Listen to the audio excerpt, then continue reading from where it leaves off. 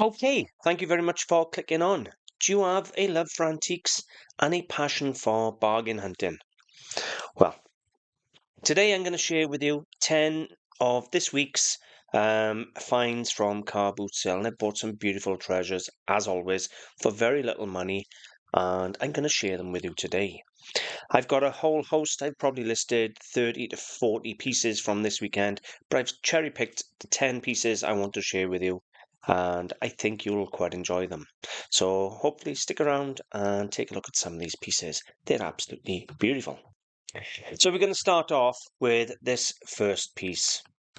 It is 20th century, but it is absolutely gorgeous and a decorative piece. It is Japanese Satsuma, and it is a lamp. Now it needs rewiring. It is hand-painted pottery. Now, Satsuma ware was first of all produced in Korea and brought to Japan in about 1500. This is export quality. Export quality is not the same as early Satsuma that was made for the Japanese market, but still a really decorative piece. Now, if I had a pair of these, worth probably 4 or 5 times more. If you can get pairs of lamps, pairs of vases, they're worth considerably more money. However, that is a really good looking lamp. Now, if you're into decorative arts or design and fashion, then these type of things, they're beautiful. They make a room. Now, I know it's not a pair. A pair would be beautiful in a bedroom, either side of a bed on the, bedside tables or something like that. But you could still use this in a room on one side of a sofa or something as a reading lamp, and it's a beautiful, beautiful piece of Japanese art. Really nice thing. I rate it. It's 14.5 inches tall. You saw it there next to the can of Coke, so it's a good size. I use a can, well, Pepsi can. I use a can for reference because it is known worldwide. Everybody knows the size of one of those cans. But a beautiful thing, nonetheless. Really, really rate that. As I say, 20th century. However, still a very, very decorative and a very usable item. Next piece we have is a piece of glass. Now, this is 1960s, 1970s, and it is produced by Whitefriars. Designed by Geoffrey Baxter, finished in like a bark effect. Now, Geoffrey Baxter is one of the most famous designers at Whitefriars. Produced Drunken Bricklayers, Banjo Vases, etc. You name it, all beautiful shapes, textured finishes, and bright colours. I'll share a few of them with you in just a moment. Now, this is a jug. Now, it's all mould blown, so it's got a hand blown. It's hand blown into a mould, so it will have a ground out and polished smooth pontil to the base. You can see the textured finish. This is a Glacier pattern. Now, I've had tumblers in this pattern before now, sold them, and I've been contacted like 50 times to 100 times. Can I get more? Can I get more? I haven't seen another set of Glacier tumblers. This here in the center is the pontil mark, where they snap it off the rod, ground it out, and then polish it smooth. You'll find that on Whitefriars. So yeah, really nice thing. Now, I've only got the jug up for £45. The tumblers, set of 6 tumblers, I think I sold for about £75, and I could have sold 50 sets of them. So if you see this Glacier pattern in tumblers or drinking glasses and the Whitefriars, buy them, because they really, really do sell. Now, if you're interested in modern art or mid-century art and glass, there is a website I use, and I'm going to show you this, and I'm going to talk about it purely because I'm going to show you the Whitefriars as well. But this, 20thcenturyglass.com, has an encyclopedia, and they literally cover glass from pretty much every maker all over the world. So if I click on encyclopedia, and then I was to come down to British, one Whitefriars, so I'll just scroll down. So you got Italian Empoli, Scandinavian. Here we go, British. So I come down to the British and I want Whitefriars. And you can see here, first of all, it's all the original labels of Whitefriars. Then it comes into all the examples. And we'll get to some Glacier pieces. But what I want to share with you is some of the Geoffrey Baxter bark pieces. because they are absolutely spectacular. So coming down into Geoffrey Baxter pieces now anyway. This here is the Drunken Bricklayer. This one here. It is copied, so be very careful, it is faked. As with anything in antiques, if it gets valuable, it's faked. You've got, well, all these are Geoffrey Baxter designs. This one here, the hooped vase, I purchased one of those many years ago for £1.50. It's just crazy money these days. You've got coffin vases, cylinder vases. Geoffrey Baxter produced some of the most collectible pieces for Whitefriars. So back to my jug. Nice thing, 7.25 inches tall, in good condition. So really nice bit of British mid-century glass. This is my star buy, I think, of the weekend, as far as I'm concerned. Now, I've upped the price on it. I originally listed it for less than this, but I've done some research for today's video, and lo and behold, people were selling them for far more than I was asking. So I thought, well, price got to be upped. I'm going to share the photographs with you. Now, this is a Scottish handmade Millefiori glass paperweight. I'll explain what I mean to you by Millefiori and things in a moment. It's produced by Perthshire in a limited edition, only 450 of these ever made. It's dated 1977. Here's the certificate. It's one of a limited issue containing special pattern of Millefiori canes. The date and factory signature cane are on the base. Number limited 450, which is number 406. There you go. So if I skip that. So you can see all these little flowers and things, they're all Millefiori canes. Then you got the twisted ribbons. Apparently it's a very special design according to the certificate anyway. Now, what you're looking for with paperweights, a lot of the time you see these canes in the middle here. You'll actually find an identification cane within within the pattern. So just because you look on a base and you don't see a sign, it could still be signed within the canes of the pattern. And stuff like Glitchy have identification canes anyway, so you could identify them off the type of canes they use. But beautiful paperweight. There's the cane. Now this is in the base of the paperweight. This is underneath. You turn it over and you can see there it's 1977 and P for Perthshire. It comes boxed in the certificate, everything. It's absolutely gorgeous. I love the paperweight. Now I picked this up in Madley Car Boot Sale this Sunday on Father's Day, and I got to be honest with you, it made my day just picking it up. It was one of the nicest paperweights I've had in a long time. It's a big piece as well. It's not a small paperweight. Now I'm going to share with you, I want you to see just some of the monies Perthshire paperweights pulled. Perthshire are up there with some of the best names in the world. So you got £1,500 there for a collaboration paperweight, so we won't count that one. So you're talking, £300 year, 260, 265. That's a nice paperweight, mind. Little scattered canes there, 261. Some nice paperweights, very similar one to what I got, 225. That's nice. So you can see they got such a variety of different designs. Now you can buy a book, Perthshire paperweight book, that identifies all the PP numbers and the dates and everything else and tells you the patterns. It's only £10 on eBay, the Perthshire paperweight book. So I just wanted to give you some idea of the paperweights and their prices. These are all sold prices, mind. And then I came across and I was researching and I stumbled on this. Now this is very similar to the one I have. It's not identical, but almost. And they're asking 221, no box, no certificate.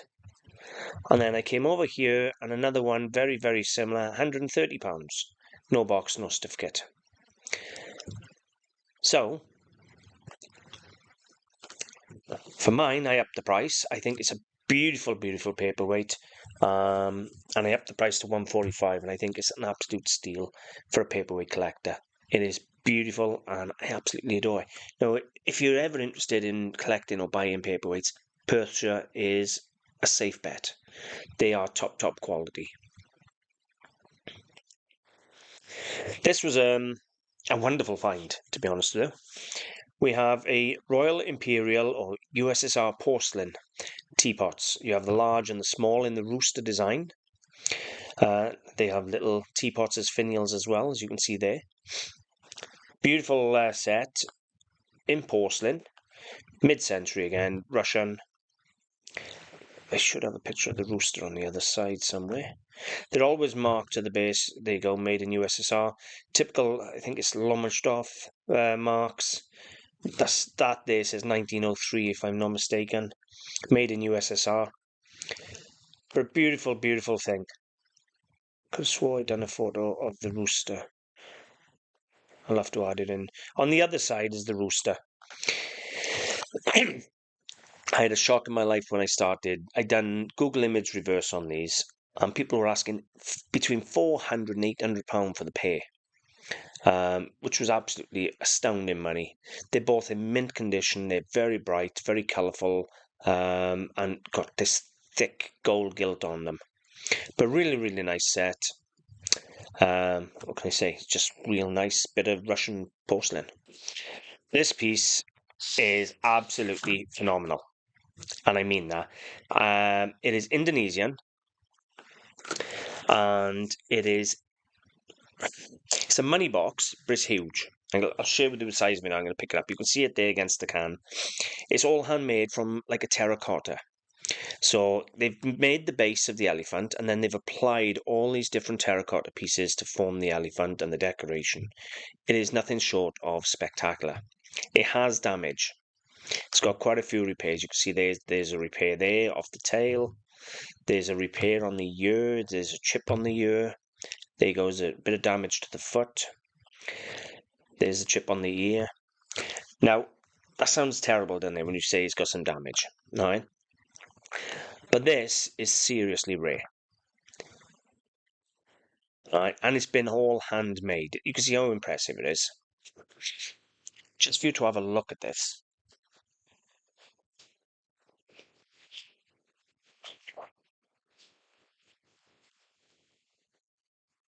It is really quite something. All this detail on there, everything's all been applied by hand. It's all carved, it's all scrolled, engraved. It is just spectacular. Now, it's a money box. You can see there, little slit on the top. How unusual. Look at the size on it. Can you imagine how much money it holds? It holds a fortune. But there's no hole to take the money out. So this goes back in tradition for almost 500-600 years, where money boxes were made, and then they'd have to be smashed open to take the money out. So it's Indonesian. It's copying the 14th and 15th century pieces where they were money boxes and they had to be smashed open and that. But the amount of work that's gone into this is nothing short of breathtaking. It's probably early to mid 20th century. It's had some repairs. I don't care. It's a decorative piece on its own. Do you know, I looked worldwide. There ain't another one worldwide that I could find. There really isn't. But it is absolutely fabulous and I love it. What a lovely bit of Indonesian art. Whoever made it done a really wonderful job. And you can see the size on it. It's just spectacular. Yes, I put in. I had a gentleman come round with me on Sunday and it's just showing him how things work and how I buy and things like that. And all the dealers were in the boxes snatching up the gold. And I went in the box behind the dealer who just grabbed all the gold out of the box and he'd left this in the box for 50p. I picked it up and I was explaining basically the value you can get in costume jewellery. Then this is early celluloid, which is a form of plastic used in the first half of the 20th century. It's a floral brooch. It wasn't as valuable as I thought. I thought it might have been up to 50 quid, but £35 fine. They come in all different designs. It's a really nice early celluloid brooch. But I tried explaining how if you're going to learn about gold and silver, you're already in the box. You just will learn about vintage jewellery. Now you got celluloid, you got Bakelite jewellery and beads, you got designer pieces like Leerstein, things like that, that you can pick up plastic brooch, if you like, by Leah Stein, out of the box for 50p after all the gold and silver people have been through it, and you can still get £100 for a plastic brooch. So if you're going to learn about gold and silver jewellery, then you just as well learn about costume jewellery as well, because there is good money in costume jewellery. This I love. I love teddy bears, I love animals, I love all these type of things when they're stiff, and this one in particular is a Charlie bear. Now I was quite surprised. I've done doing some research for today's video, and I didn't realise that Charlie bears only started in 2005. Started by Charlotte, aka Charlie, and William Morris in 2005, and they soared. Now, the people obviously think they're older because obviously they're made in a vintage style like Stife and things like that. But yeah, I was quite surprised to realise they were only producing from 2005. So it's only a 20-year-old factory. But they do some really nice pieces. This one is Jennyfur. So it's a Jenny bear, but Jennyfur cat. Really nice thing.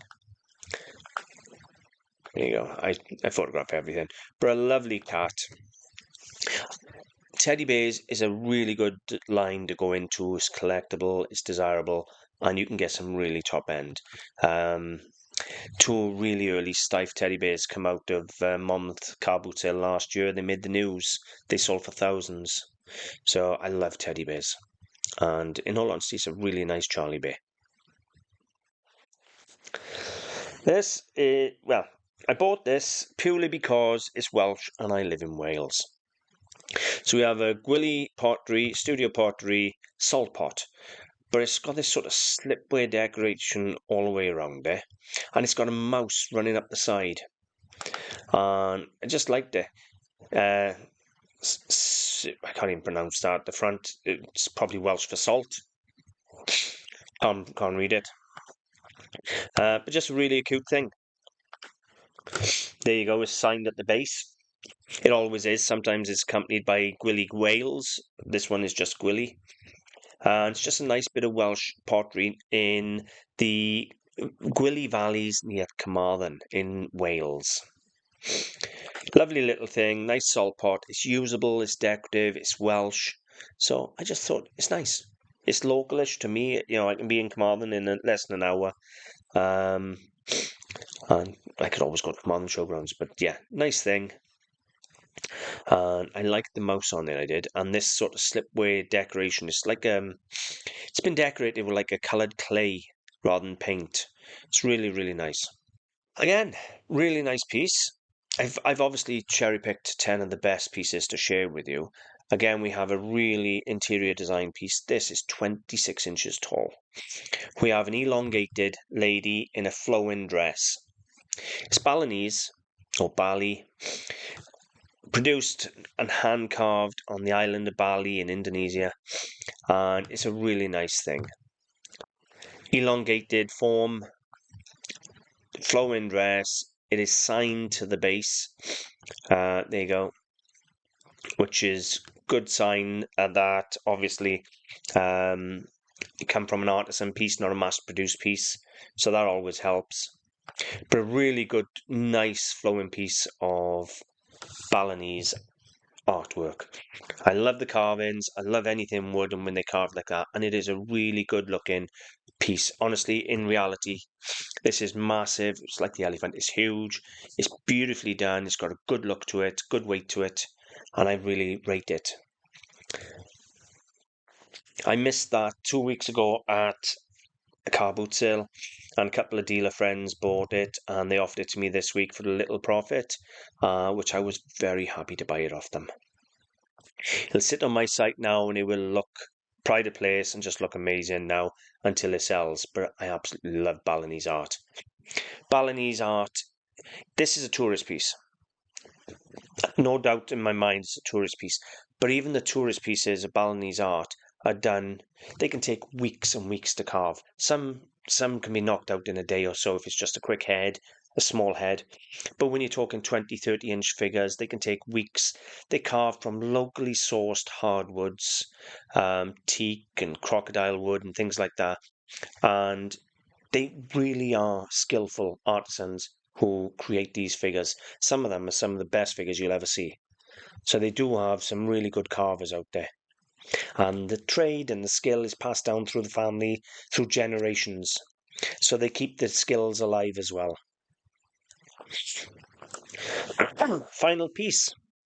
We have a beautiful, and I love glass anyway. I rate glass. Ceramics and glass is one of the hardest categories to thrive in antiques these days. However, this is fine Orrefors Swedish crystal. It's very heavy. It's got a castle top tulip bowl, signed to the base. You always identify Orrefors with the signature and the number to the base. But it's beautiful, really nice crystal, very heavy. Just a nice bowl. There you go. Orrefors across there and the serial number. Really nice thing.